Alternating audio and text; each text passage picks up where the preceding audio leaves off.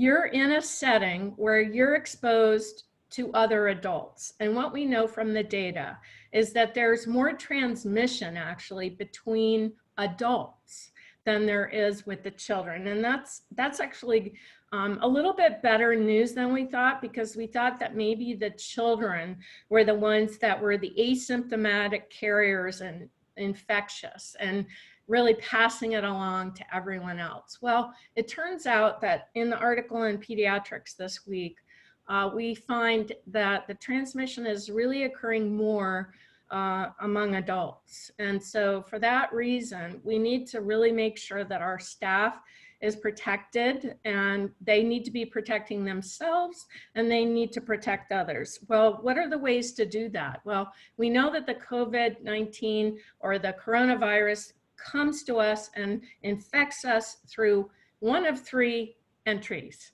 the eyes, the nose, or the mouth. The eyes, the nose, or the mouth. That's it. So that's why they say, don't touch your eyes, don't touch your nose, and don't touch your mouth. And that's why they also say hand wash religiously. That's great. Clean off surfaces. But probably the single most important thing to do is masking. You need to be wearing a mask in the childcare setting. Adults should be wearing masks or cloth face coverings, and you need to be, very fastidious in the way that you're doing that. And in the CDC guidance, it is recommended that children over the age of 2 wear cloth face coverings. Now, there's a lot of questions about that. The point is if it's feasible, if it's manageable for the child. And really that's up to the parent and the provider. Because when you're assessing a child's ability to manage a mask, are they touching it all the time? Are they taking it off and putting it down? Are other kids picking it up and putting it on? Those types of things make it not manageable. So it wouldn't be feasible in that situation. And for children that have special needs, it's really up to the parent to make that decision as to whether their child can wear a mask. So I can't go into all the details of masking right now, but there is some good information in the guidance about that and how to manage masks. The other way to think about it is that everyone potentially is infectious.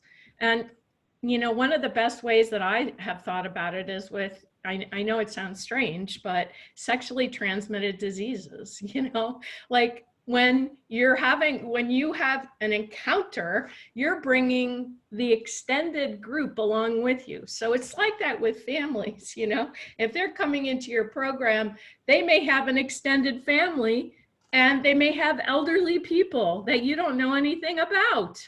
That's really important because the elderly are very much at risk.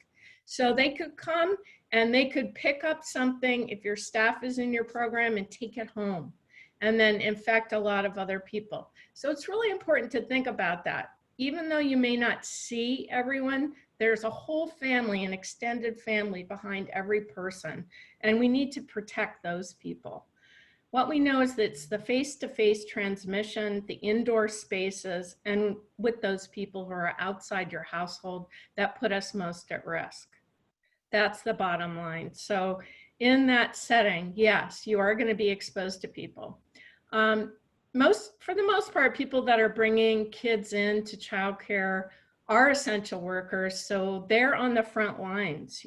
They could be healthcare workers providing needed services there. They could be delivery clerks. They could be grocery clerks working in stores, warehouses, and plants, manufacturing plants. And because of that, by virtue of being surrounded by people that are outside their family and have unknown contacts, it definitely puts you more at risk as a person within that setting, that you could be exposed to someone that they have been exposed to. And this is the reason why we talk about having smaller groups and not mixing groups. And it's because if there is an identified case of COVID-19, then by virtue of having those smaller intact groups, you're going to be able to do that contact tracing in a much, more effective manner than having to think about this whole spectrum of people that you've had contact with. So not mixing groups, keeping kids in the same room, not having kids go out on the playground all at the same time, having the groups be staggered, keeping the 6 feet physical distancing if at all possible, not having congregate meals, having individual serving of everything, keeping kids separated when they're engaged in artistic activities or things like that. They need to have their own supplies so they're not sharing things. So those are some of the, broader goals that we want to achieve. I think of it like having a protective bubble around everyone, and by keeping that bubble intact, using the face cloth, the cloth face coverings and the masks, and of course the, protecting yourself from surfaces that might be infectious. You want to be doing the regular disinfection and be very religious about that, and the hand washing and so on. By keeping your bubble intact, it's going to protect you and it's going to protect others. When you wear a face mask, you're actually protecting others because it's going to keep any sneezes or coughs. And actually what they know now is that if you're talking even, you could be spraying these droplets 3 to 6 feet. And if someone is sort of yelling, like say, it's time to go outside or something like that, it's going out further, because anytime you're projecting your voice or singing, that was one of the main reasons in the state of Washington that a lot of people got infected, is because there was a choir group that was having practice and they were projecting these droplets onto each other. So that's a very significant thing to understand and to recognize, and therefore it's so important to be wearing the masks and cloth face coverings. I can't emphasize that enough right now. And of course, the physical distancing and the not mixing of groups. When you're taking care of infants and toddlers, you're not going to be able to keep that. Obviously, they need to be hugged and soothed and fed and cared for. So you need to protect yourself by wearing the mask and also wearing a gown or perhaps a smock or a long sleeve shirt, and have plenty of changes of clothing in case you should get exposed to vomit or anything like that. You would be changing your clothing. Now that's all in the guidance, so I don't really need to go into great detail on that, but I guess off the top of my head, that's probably the most important stuff and some of the strongest messages that I can send to you right now. That's it for me. Does anybody have any questions for Amy? No? Oh, okay. Thought maybe we'd have a couple. So now we're going to go over to hear from our directors. We have 2 directors on the phone. We have Rachel Bruce from Bethel, and they have been operating during this time. And we've also have Kim Shearer from Tender Years, and Kim has been operating multiple sites during this time. So we'll hear both perspectives, from the single site open to multiple sites and how they're handled it. So I am actually going to start with Rachel so she can tell us about the single site, and then we'll go to Kim and she can talk about so we can hear how the single site did it, and then Kim can tell us how they did the multiple site, if that works. Morning, everyone. Good morning. I just want to start off by saying we've stayed open this whole time with a waiver. So we've kind of been able to go a little bit at a time. So we're not jumping all in. So a lot of our things that we have put in place, we have kind of rolled with it. We have kind of learned as we've gone. So the directors that are jumping back in full speed, you're gonna have a lot to process through. So take notes and ask lots of questions, because that's sort of how we learned as we went along. So the first thing that we really had to step back and look at what our regulations were, because we were having a lot of recommendations come down our way and thinking that we had to go with the recommendations, but you really want to make sure that you're following your regulations. So when you're following the CDC guidelines, make sure you know what your regulations are and what are your recommendations. So the first thing that we stepped back and said, okay, what's going to be best for our center? So we sort of went through all those guidelines that Amy was talking about and said, okay, we like this guideline, how can we put this into our center? We like this guideline, how is that going to work in our center? So we sort of stepped back and looked at our general preparedness and what we were already doing in our center to stop disease from going. So a lot of you guys that are star 4, you're probably doing a lot already to prepare your centers from disease and illness that should be stopping from coming into your center. So one of the things that we were already doing was making the children wash their hands before entering a classroom. If our classrooms did not have sinks in them, we have a main bathroom that they were using. But now due to COVID, parents have to wash their hands as well. So upon entering our building, to prepare for this, children and parents are washing their hands. Something else that we were doing to prepare for it was that we were disinfecting already upon start of our day. So the opening teachers were already disinfecting the classrooms either with, we were using Oxivir cleaner, but that is in short supply. So now we have gone back to making bleach and water. So our bleach and water solutions are sanitation and disinfectant because right now it's the cheapest and it's what we can find. So that's something you will have to look at while you're preparing, is what kind of cleaning solutions that you are going to be able to get your hands on. So we're disinfecting upon entering and opening our center, as well as throughout the day and upon closing. And then we also have a professional cleaning come in daily to clean our company. So those are some things that we are having to already prepare for all of this. So look at those, what you already have put into place in your policies and in your handbooks, and what you can expand upon.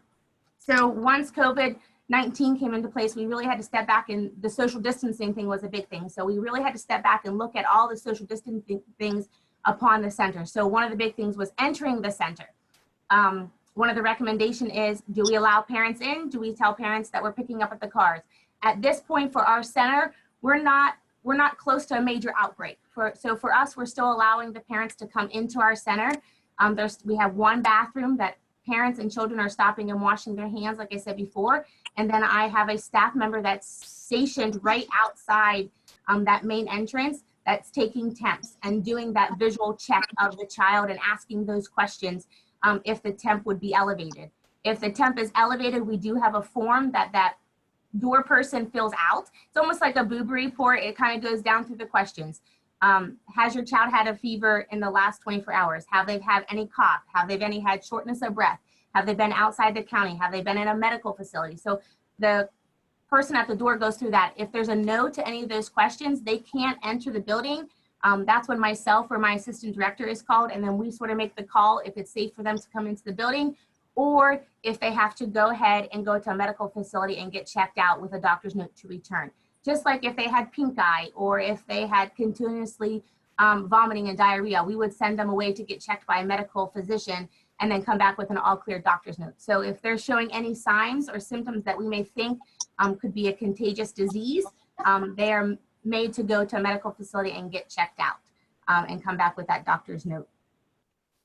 So also with the social distancing, upon entering our building, we have one way in and one way out. So we sort of have like divided the floor and made an entrance side and an exit side so that people can spread out and they're not, crisscrossing paths upon exiting and entrancing.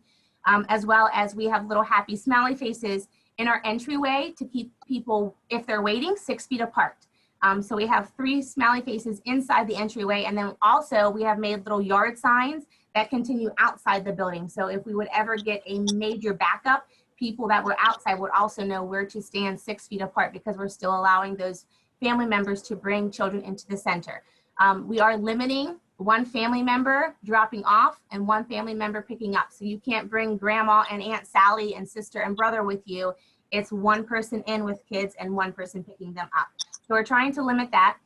We are recommending to parents, if they are in a facility where they're coming in contact or come in contact with COVID, such as a nursing home or a medical facility, that they wear a mask upon entering our center.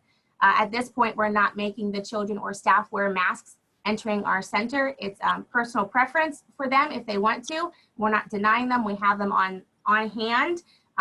Parents have asked if a parent requests that a child wear a mask, then we will do our best to keep that mask on the child. But at this point, our center is not masking the children or our staff. So some other social distancing things that we're doing within our center is we have designated every classroom has their own bathroom. So when kids are traveling to and from the bathroom, they're using the same bathroom. We have also put little marks in the bathroom so kids know to spread out while they're waiting. We are keeping smaller group sizes. While we were in the red, we were only allowing 10 people in a classroom at a time, and that was counting staff members. Now our center has moved into the yellow. We are going up a little bit as children are returning to our center. But remember, you have to stay within your regulations. So remember your child ratio to your teachers. So we're not going out of ratios, but we are increasing some of our numbers within our classroom. For instance, like our toddler classroom has 10 kids and 2 teachers right now. So we are over that 10 number, but we're still in our regulations there. So just know what those regulations are for your individual classrooms. In our classrooms, sort of what we did for social distancing is we are a childcare center, so you're not going to be able to keep everybody spread out. Children are going to want to clump together and say hi and, you know, give high fives. So we're just encouraging like elbow bumps and different things like that instead of touching hand to hand. So those are things that we're trying to put in place so kids can still make contact because you need that human contact, but we're just trying to do it in safer ways. So elbow bumps have become, you know, the great thing, or like a pat on the back. So we're not touching hand to hand, you know, that kind of thing. But for our circle time, we sort of stepped back and looked at all the major times throughout the day that children were sitting more shoulder to shoulder or more in a large group area. So circle time was one of the big places that we noticed kids were like clumping and wanting to sit right on top of each other. So we went out to Amazon and bought these little like carpet dots that you see a lot of when school starts. Teachers will buy for their carpets. On the one side, they have that rough Velcro. And so it sticks right nicely to your carpets in your classroom or your circle carpet. And you can't spread 6 feet out at circle time because the children will be spread from one side of the classroom to the other side of the classroom. So we did at least 3 feet. So our major goal was to look at the exposure that the kids were having. So they're not shoulder to shoulder. We created some space. So we're hoping there's less exposure if somebody would be infected. As well as for free play is another time where kids were clumping all in one center. So within our classrooms, we made little marks at the center entrances. One of our classrooms is called the puppy classroom. So for every center around the classroom, they have 2 puppies. And so now each kid has a bone and they have to move their bone from puppy to puppy. Once the puppy is filled with a bone, you cannot enter. So if both puppies are filled with bones, you can enter that center. So we're limiting 2 kids per center right now. Any kind of sensory play within the centers are gone because you can't be standing there and every time someone coughs or sneezes and it goes down into the sensory bin of rice or water or whatever it is, you can't stop those germs. So all sensory play has gone. We currently do have soft things in our classroom, but we are trying to wash those more frequently. Before we were washing them once a week. Now we're trying to get them in at least once a day. If the laundry is open, we're going to a classroom and say, hey, give us your soft stuff during nap time, and washing the soft stuff more frequently because kids need those cuddle things. So, but we have tried to eliminate any extra pillows, any fluff and stuff. So we just have the bare minimum within our classrooms of soft items. So all of our like furnishings and stuff are all vinyl, like the little kid couches are vinyl, they're not cloth. So anything that we could still wipe down at the end of the day or wipe down at nap time, we left in. But anything that was soft and fluffy and needed extra washing, we kind of took out all the extra fluff and stuff for the classrooms. Also, we provided all of our classrooms with extra folding tables. Like a normal childcare classroom, we have the kidney shaped tables. So, and we usually sit 8 to 10 kids at a table with 1 staff member. Again, that was a place where they're shoulder to shoulder more frequently throughout the day.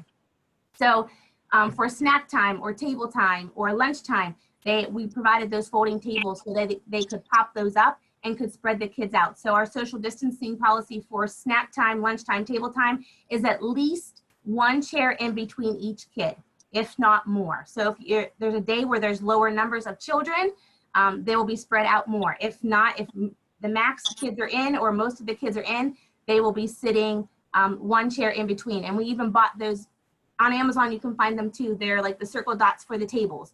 So we have put those down at our table so kids have a visual of where they need to place their bodies. So the more visuals we can give kids, we have found the better spacing comes. Also for social distancing with the playground, before we did combined classrooms on the playground, we have one large playground for a preschool side and school agers, and we have one large playground for our infant toddlers. So we did divide our playground times up, and we have a disinfectant bottle out on the playground every morning placed so that it can be disinfectant in between classrooms. So all of our classrooms have 35 minutes out on the playground with a 5-minute time lap in between, so that things can be sprayed off and disinfectant before the next classroom comes out. Something else we did for the playground is we eliminated all of the like ride-on toys, all of the toys that were shared from classroom to classroom, and provided each classroom with like one of those shopping carts on wheels that you would see like a homeless person carry. I don't want to sound rude or anything, but like, or like a bag lady would carry through the grocery store, that they would like pull the shopping carts. We have provided each classroom with their own shopping cart, and it's filled with balls and frisbees and hula hoops, chalks and bubbles. So each classroom takes their own playground toys out, they use them, they disinfect them, and they bring them back into their classroom. So we're trying to limit the exposure there of what's being used between classrooms as well. We also have a large space inside for like playtime if it would be raining. We also have divided that time out and have given each classroom 25 minutes with a 5-minute overlap in between for disinfecting and sanitation purposes. Those are some things that we have kind of put in place for social distancing in the classroom. Another thing that we took time to look at was we created a crisis plan. We have a crisis plan phase 1 and a crisis plan phase 2 for if you guys would get notification, or if we would get notification that a parent or a close relative that a child may come in contact with could have contracted the virus. So in phase 1, the child, right now we're just trying to eliminate the exposure to other children. So if we would get a call saying, hey, in my work, we had somebody test positive for COVID. They're sending me to get tested. I could possibly have contracted the disease. At that point, we go into phase 1. You would call your DHS rep and just let them know, hey, we have possible exposure. Just let them know. You don't call parents and say, hey, your child could have come in contact that. You don't want to send panic out to parents. So you kind of keep it in-house. You let staff members know, because you're going to go in like sort of like a crisis management mode for staff members. Like anxieties could be high. You could have panic attacks from staff members. If that child's in my classroom, did I catch the disease? So you sort of want to, just kind of ease your staff members and talk them through that. But in that phase 1, the child is removed from the classroom. We have a separate classroom already set up in our building that is sort of like our isolation room. A team member from the office that is not with children regularly will then go and sit with that child until a parent can come up. It could be reading books. There's little toys in there that all can be sanitized and disinfected properly after the child leaves. And then all the child's belongings within the classroom are bagged up and sent home with that child. From there, any child that is in that room, we also have another room that's not being used currently that is all disinfected and ready to go. So the children within that classroom would come out and go into the other classroom that is already disinfected, so that any extra staff members on hand would then go into that classroom that had the possible exposure and start disinfecting top to bottom. Any walls that would be touched, toys, shelving, everything is scrubbed soap and water and then disinfected and let air dried overnight. So that's sort of phase 1 of our crisis plan. Phase 2 would, if that test would come back positive, then we kind of hand it over to our local medical field, and we contact your local medical personnel that can help you decide what the exposure level would be. We have sort of did a research. It could be anywhere from a 2-day shutdown to a 5-day shutdown to that whole classroom be quarantined for 14 days. So they will give you the guidelines on what to move forward. So once you sort of move into phase 2, it's not your say on what your center does. It's going to be the medical professionals who guide you on how the cleaning needs to go on, how many days you need to be shut down for. So, but if you have a lot of this stuff put in place, you're doing a lot of the preventiveness that the kids won't be exposed. So our goal is just less exposure to the disease. Also, something that we have put in place, we have also had parents sign off on a new COVID policy, saying that they understand what we're doing on our side, as well as to partner with the parents and say, listen, if you're taking your child to a medical facility, that they be out for the next 48 hours to be monitored to make sure that no symptoms come up. If you feel your child has come in contact with somebody who has had COVID, that you keep them out, that you are not taking your children into places that you know that COVID could be, that you're trying to limit the exposure. And so parents have signed off that they're not taking their kids to foreign countries and that they're not going on these elaborate vacations where they could knowingly come in contact with the disease. And so our parents, upon returning to the center, are reading our new COVID policies and signing off that they agree that they will do their best to partner with us to keep the center and the staff safe. Also with our social distancing policy, in a child care center, you're not always going to keep everybody separate, but for the most part, kids are in their own classrooms. They're with the same teacher all day long. The only time that kids are together would be that first, probably, I would say, half an hour to 45 minutes of the day, because I only have 2 to 3 staff members in the building. So we have let parents know that if you arrive before this time, that your child will be in a classroom with children that are not necessarily in their class all day. So if you don't want your child in a mixed room, then come after this time and your teacher will be in the classroom, as well as at the end of the day. When teachers start to go home, parents know the fade out times of their teachers, and they can pick their kids up before so that they know they won't be mixed with any other children. So we've kind of left that part up to the parents to make the decision if they want their child in a mixed room or if they want them in their own classroom all day. So those are some of the things that we have put in place. And like I said, you're gonna have to just kind of put your feelers out there and see what's best for your center, and see what works. We've had many questions on the mask and what we're doing for social distancing policies. And we just explained to parents when a lot of the guidelines for using the mask are if they're eating, they have to take them off. If they're high energy activities, they have to take them off. If they're playing outside, napping. So look at all those recommendations that are putting into place.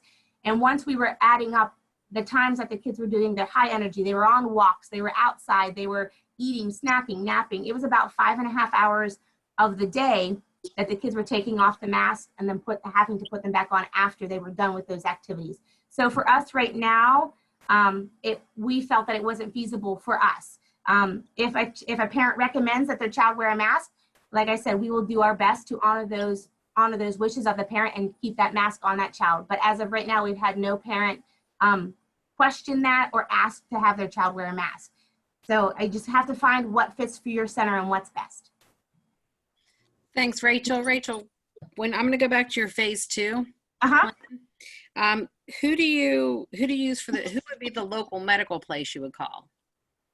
I believe when we were researching it, there was I believe on the CDC, there is a list of local medical people that you can call that will help you navigate through that. Oh, okay. So it probably won't be different for everybody. Okay.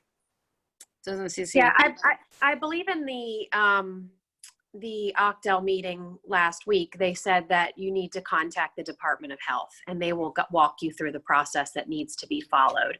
The other thing that they mentioned was that, in childcare, we have this 24-hour fever-free that we generally follow. Mm-hmm. With COVID, the recommendation is 72 hours fever-free and symptom-free without fever-reducing medications. Mm-hmm. I know you have to clarify that sometimes. Yep. Yes, because we know parents will do the Motrin or whatever right before they didn't have a fever. Then the kid tells you, 72 hours, no fever, no symptoms to return if you've had a positive COVID case. Okay. Wonderful. Thank you. Okay. Mm-hmm. Thank you, Rachel and Kim. So we're going to go to you then. Okay. And you can talk about what you guys have been doing and also your experience with running more than one center at the Sure. Well, Rachel, thank you. You were extremely thorough, so you're going to make my job really easy. basically, I'm one of the owners at Tender Years Child Development Centers. We have 3 locations. We're in Cumberland and Dauphin County. My partner's role is pretty much financial. So, you know, he was in charge of, we did receive the PPP loan. He's applied for the CARES Act funding. And my role is more of executive director. So I'm working with, you know, supervising my directors and working with my leadership team on a regular basis. Tender Years has not closed at all. So like Rachel, we've been open this whole time and operating with a waiver. We're located close to medical centers. So we do have a lot of medical essential worker families. You know, initially there was a lot of unknowns and we just kind of had to roll with it. So thankfully, my mother-in-law, who lives in Canada, is a supervisor of a very large nursing home organization. So she really, I looked to her a lot in the beginning and followed her recommendations and guidelines, which luckily, as it turns out, seems to be the exact guidelines that we are having to follow. So, you know, right away we implemented the screening policy that Rachel talked about as well, where, you know, we were asking the questions to the families and asking the questions to the children that were coming in. The way our centers work is we kind of have a glass vestibule. So there's a glass door that the directors or whoever's doing the screening process, they can do a visual of the child coming in, ask the questions. We created a question survey that we check off every day. And if the children, you know, look healthy, appear healthy, they've, you know, passed that questionnaire, then we continue with the thermometers. Thank you very much. We did receive our free thermometers in the mail. So we've been using the no-touch thermometers. We do have sinks in all of our classrooms, but we do have a bathroom in the lobby. So of course we're doing the hand washing coming into the center. One of the things that's different that we're doing from Rachel is we, you know, have closed our door to anybody from the outside. So, you know, we don't have photographers coming in to do picture day. We don't have soccer shots coming in to do soccer. We don't have visitors coming in. We're not doing tours. We actually created virtual tours. I actually got to be the lucky person who got to be recorded, and you can watch a tour of me at each location. So our parents are basically coming to the vestibule. They're answering the questions. We are checking the children's temperatures. If they're well enough to be admitted, they are coming in and being escorted by that teacher to their classroom. Same at the end of the day, we're notified. We use tadpoles, which is a communication system. So the parents can text us or message us and let us know they're on their way. And then we just get all of the children's things together. We have asked families to limit the items that they're bringing in on a regular basis. Obviously, there are essential items that come along with having a baby. But, you know, if it's stuffed animals or toys or big backpacks or, you know, all the things that parents like to store in their cubbies, we've asked them to just really, you know, minimalize it and keep it down to a minimum. Another thing that is a little different from Rachel is we are wearing masks. All of our staff and children are wearing masks as they're able. When they are doing, you know, active activities or eating or sleeping, those masks are going into paper bags in their cubbies, which was also a recommendation from the CDC and Octel. As far as our daily cleaning, we are using Clorox hydrogen peroxide, which in my experience has been one of the quickest kill time hospital grade chemicals that we can find, and we're able to get that in supply. We were using it, thankfully the year prior, we had really focused on cleaning and sanitizing, and also just trying not to be as wasteful with, you know, paper products and things. So we work with Americhem. They're fantastic. Our rep came in and did training for all of our staff. We also purchased Clorox 360 machines, which if you're not familiar with them, go to YouTube and watch the video on Clorox 360 and cleaning your school. They are machines that you spray the Clorox chemical and it magnetizes the chemical.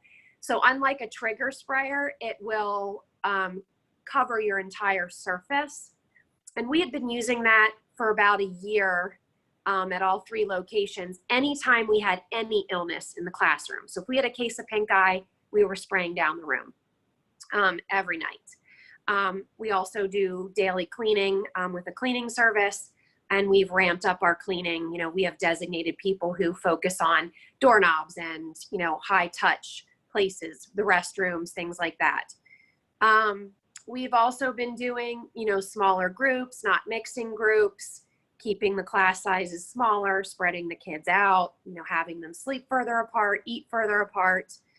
As far as, you know, children coming into the center and our policy changes, we have had to do a lot of policy changes. You know, we have a COVID tab on our website, which goes over all of those policies.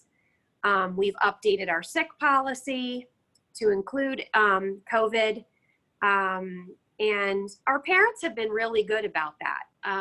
You know, if their child's not feeling well, they don't give us a hard time. They don't bring their child. And if their child needs to be picked up, you know, everybody's been very, very cooperative. Some of the other things that we've done a little bit differently is, you know, we are offering online opportunities for our families. So if the children are deciding, you know, the families have chosen not to come in to the center right now, we are doing regular, you know, Facebook Live circle times and story times. We're also offering a virtual summer camp where the parents can obtain all of the supplies, curriculum, and weekly online lessons for our summer camp program. And we've also encouraged and done a lot of leadership weekly FaceTime meetings. So every week, my leadership team gets together and we discuss how things are going, if things need to be updated, what we need to change, what we can do better. And obviously they're watching the weekly updates that are, I believe, every Thursday on the PA Keys website, and also just sent out through our quality leader. What else? I think that's pretty much it. I mean, Rachel really touched on everything. Those are just the things we're doing a little bit differently. But, you know, we've really just been trying to follow all of the guidelines and all of the recommendations, just because as an owner, I feel like if we don't, that opens up us up to some liability. So I just want to make sure that we're doing all of the things that are recommended and required of us. And I'm happy to, you know, if anybody wants to reach out to me, I'm kshearer@tenderyearspa.com, or you can contact me at any of our locations. I do have you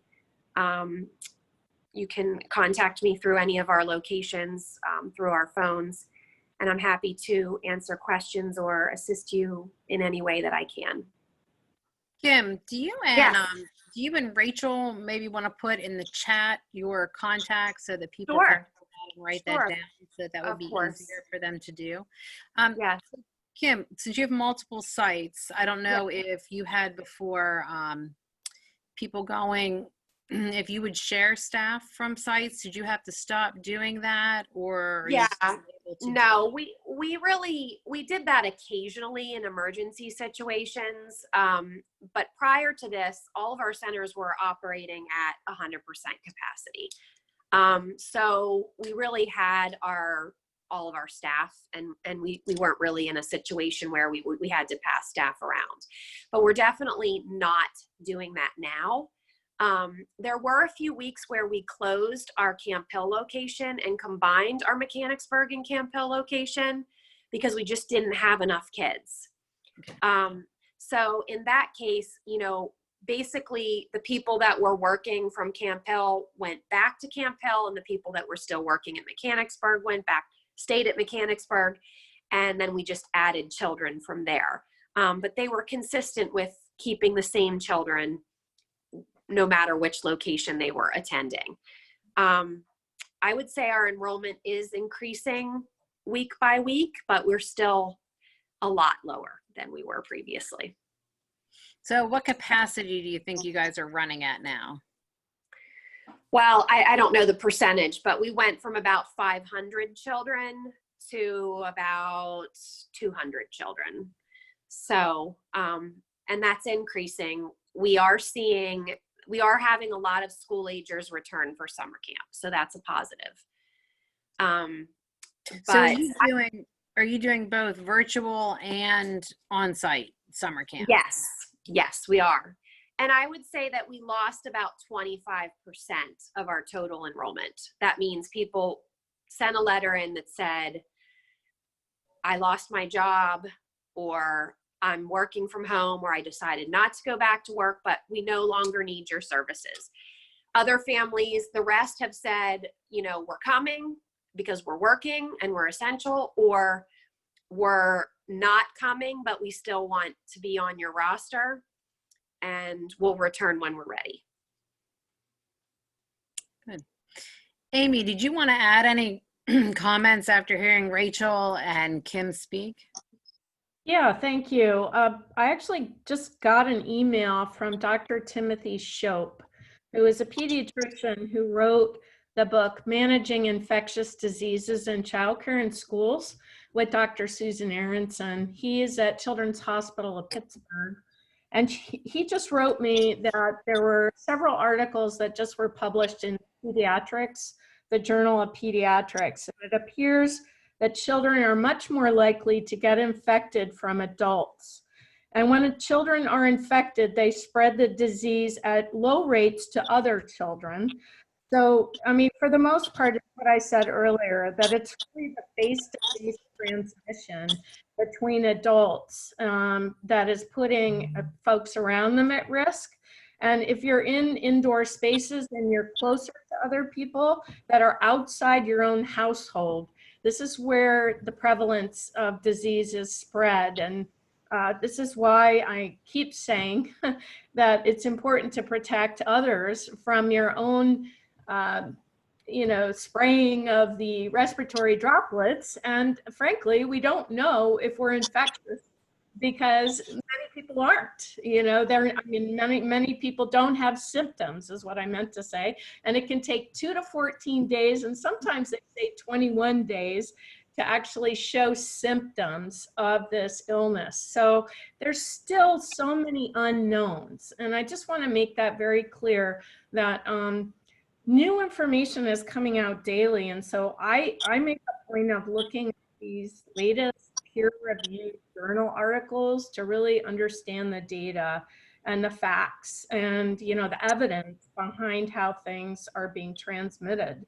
So if, your staff is in there and they're connected to an extended family and the staff is working in a face-to-face situation in the community, they're obviously more at risk, for transmission of the illness. So it's keeping your staff protected, and of course the children, but more of an emphasis on the face-to-face transmission. Not that disinfection isn't important, it is, but the chances of getting it from surfaces are not as great as getting it from the face-to-face transmission. That's the most important thing. Thanks. Okay, thank you. Do we have any additional questions from anybody? Go ahead, Marie. Hi, Kim and Rachel, thank you so much for that great explanation. It really helped me out a lot. I know that there's been some debate about recording temperatures. Are you recording your children's temperatures when they enter? Or are you just gauging it with a check mark or an X? How are you keeping track of that or not? We are recording them, and here's why. Yesterday, I will give you an example. My director, I went into our Mechanicsburg location. The director took my temperature, and we were, of course, very excited to get our new thermometer, so we were testing it out. And I am usually around 97.9. So when she took my temperature, it said to take it 3 times with the infrared thermometer. And I got, I think, 97.9, 97.9, and 98.1. So we felt pretty confident that obviously my temperature was around 98. And that's normal for me, and I know that. My director, however, we took her temperature, and she's usually always around 99. And we laugh because she's like, I'm such a hot body. But that's normal for her. So I think it's important to log it because then you can see differences and changes from day to day. You know, if somebody's usually 96.9 and the next day they're 99.3, you may be concerned about that. So you just kind of get to know what is normal for that staff person or that child. That's my opinion.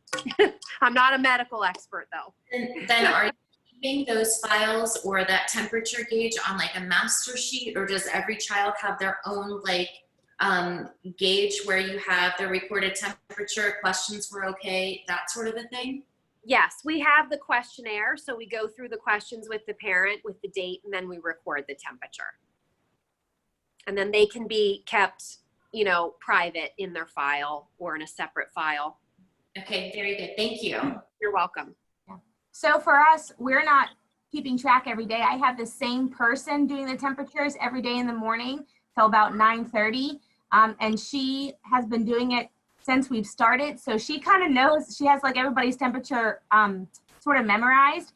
But if she sees an influx in someone's temperature, that's when she will go through our checkoff list and record everything for the parents, asking them through the questions and record that temperature. If it's an elevated temperature, we then would go back 2 hours later and check that child again to make sure that the temperature either stayed the same or went lower. If it increased, that's when the child would be sent home if we saw any kind of increase within the temperature. So we're not recording them daily, but if we would see an elevation in temperature, we would definitely check them or send them to a medical facility.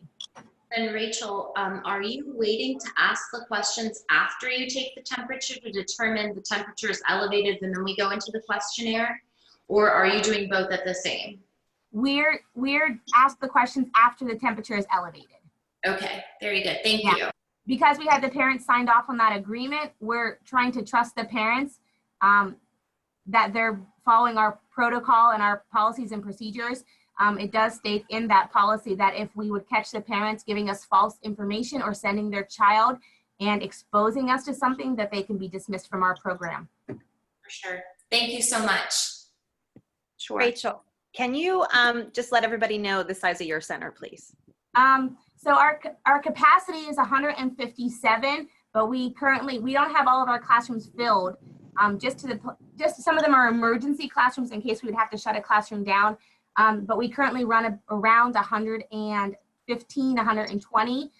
But currently we're housing about, I want to say 47 to 50 kids.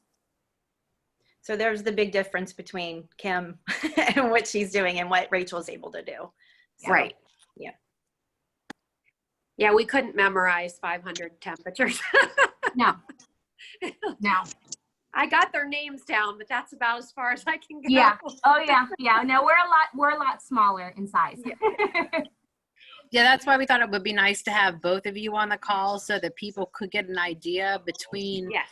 2 different sizes. Because again, Rachel being the smaller one and just a single site versus Kim, you having multiple sites and larger sites. Because again, you do service a lot of the medical community.